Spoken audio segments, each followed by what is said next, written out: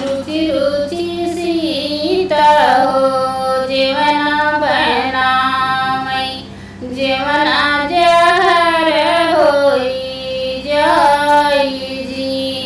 रुचि रुचि सीता रे जेवना बनावै जेवना जहर होई जाई जी।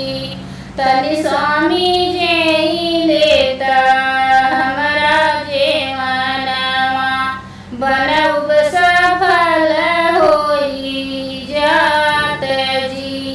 तोहरा त जेवना सीता जेहि राजा दशरथ जेहि कौशल्या तोहरी सासु जी।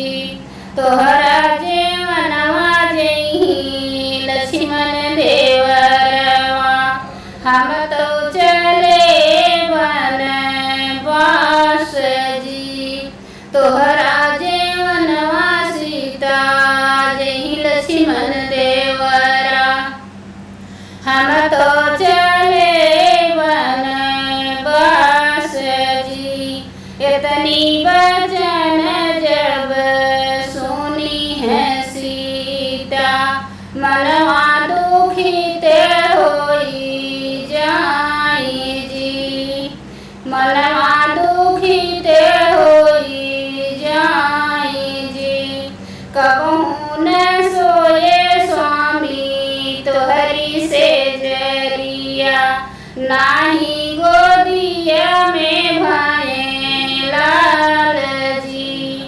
कबहू न सोए स्वामी तोहरी से जरिया नाही भाए गोदिया में लाल जी। कबहू न बैठे स्वामी तोहरी बगलिया कैसे तू चला बनवास जी। कबहू न बैठे रामा तोहरी बगलिया कैसे तू चला बनवास जी। इतनी वचन जब सुने हैं रामा सीता के लागे समझाई जी। अपने निबाबा घर जयू मोरी सीता गोदिया में खेली भतीजे जी।